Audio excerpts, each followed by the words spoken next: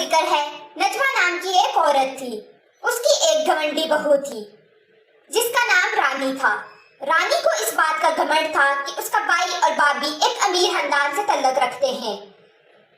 इस घमंड की वजह से वो अपनी सहेलियों को हर दूसरे दिन अपने घर दावत में बुलाती। एक दिन जब उसकी सहेलियां उसके घर से गई तो उसकी सास उससे बोली, बहू, तुम अपने घर के हालात से वाकिफ हो, फिर क्यों तुम आए दिन अपनी सहेलियों को घर दावत पे बुला देती हो? जरा कुछ तो अपने हावत का ख्याल करो। बस मेरी सहेलियां भी गई भी नहीं कि आपका लेक्चर शुरू हो गया।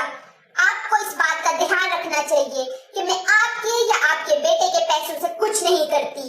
ये पैसे मैं अपने भाई से मंगवाती हूँ और अगर ये खत्म हो गए तो भाई मुझे और पैसे भेज देंगे। सास को ये सब कहने के बाद रानी अपने कमरे में चली गई और अपनी भाभी से फोन पर बात करने लगी। रानी, आज मेरी तबीयत कुछ खास नहीं है। अगर तो तुम मेरे लिए कुछ फल और सब्जियां ले आओ, मुझे उनकी जरूरत है, मगर तबीयत खराब होने की वजह से मैं मार्केट नहीं जा सकती। हाँ भाभी, क्यों नहीं? आखिर एक नंद भाभी के काम नहीं आएगी तो कौन आएगा? आप फिक्र ना करें, मैं अभी जाती हूँ और आपके लिए सब्जियां और फल लेकर आती हूँ। रानी अपनी भाभी के लिए फल और सब्जियां लेकर उसके घर चली गई और घर जाने पर भाभी की तबीयत खराब होने पर रानी ने घर के सब काम किए। भाभी, आप आराम कीजिए, आपकी सेहत खराब है ना? घर के सब काम मैं करके जाती हूँ। हाँ रानी, सब काम अच्छे से कर देना। तुम्हें पता है ना, तुम्हारे भाई को गंद बिल्कुल पसंद नहीं है और उनकी पसंद का खाना भी बना देना। भाभी, मैंने सब काम कर दिए हैं। अब जरा मैं अपनी सहेलियों के साथ शॉपिंग पे जा रही हूँ। मैंने सुना है कि एक सेल लगी है।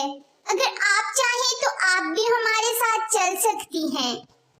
नहीं नहीं रानी, तुम जाओ। तुम्हें पता है ना मेरी सेहत ठीक नहीं है, मैं फिर कभी चली जाऊंगी।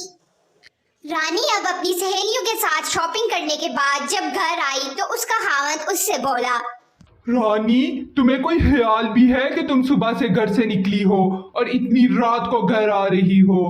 खैर, मैंने तुम्हारे अकाउंट में 20,000 भेजे थे, जरा मुझे वो वापस तो भेजो, मैंने बिजली का बिल जमा करवाना है। 20,000? उन 20,000 की तो मैं शॉपिंग कर आई हूँ। मुझे क्या पता था कि तुमने उससे बिजली का बिल देना है। खैर, कोई बात नहीं, मैं तुम्हें 20,000 अपने भैया से मंगवा कर दे दूंगी। तुम जानते तो हो ना मेरे भाई के पास कितने पैसे हैं।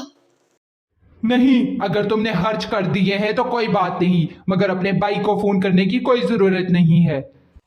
ये सब सुनकर रानी की सास रानी के पास आई और उससे कहने लगी, बहू रानी, वक्त रहते समझ जाओ, ऐसा ना हो कि तुम पर बुरा वक्त आ जाए। रानी ने अपनी सास को कोई जवाब ना दिया और अपने कमरे में जाकर अपनी सहेली से फोन पे बात करने लगी। बात करते करते उसकी सहेली बोली, तुम्हें पता है मैंने अभी एक वेबसाइट देखी, वहाँ पर इतने अच्छे अच्छे नेकलेस इतने सस्ते मिल रहे हैं। मैंने भी एक रिंग पसंद की है, मैं वो मंगवाऊंगी वहाँ से। तुम्हें एक नेकलेस चाहिए था ना, तुम भी वो वेबसाइट चेक कर लो और वहाँ से नेकलेस मंगवा दो। ओह हाँ, क्यों नहीं, मैं जरूर मंगवाऊंगी। अच्छा तुम ऐसा करो कि मुझे 50,000 भेज दो।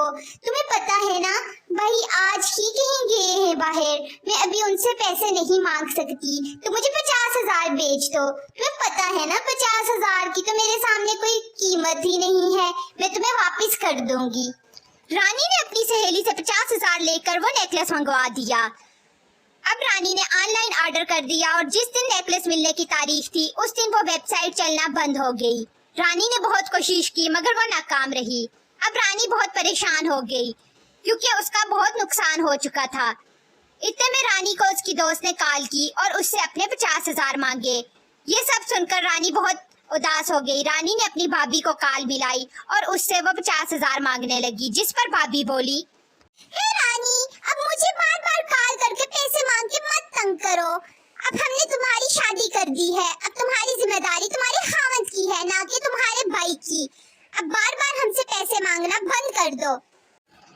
अपनी भाभी का ये रवैया देखकर रानी बहुत परेशान हो गई और वो आपस में ये बातें करने लगी। हाय, मैं अब क्या करूंगी? मैं कहाँ से वो 50,000 लाऊंगी? मुझे तो अपना जेवर बेचना पड़ेगा। रानी का जेवर बेचने की बात उसकी सास ने सुन ली और वो उसके पास आई और उसे कहने लगी, बहू, मैंने तुम्हें पहले ही समझाया था कि इतनी फजूल खर्ची ना करो। तुम पर बुरा वक्त भी आ सकता है, मगर तुम्हें अपने जेवर बेचने की कोई जरूरत नहीं है। ये मेरा हार रख लो, ये 50,000 में तो बिक ही जाएगा। ये बेचकर अपनी सहेली को ये पैसे दे आओ। अम्मी, आप कितनी अच्छी हैं, मुझे माफ कर दीजिए।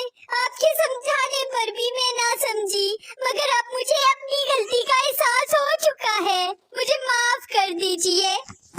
अब रानी को अपनी गलती का एहसास हो चुका था और उसने अपने खावंद और अपनी सास से माफी मांगी। इसके बाद वो सब हंसी खुशी रहने लगे। अब रानी कोई फजूल खर्ची ना करती और सब हंसी खुशी उस घर में रहने लगे।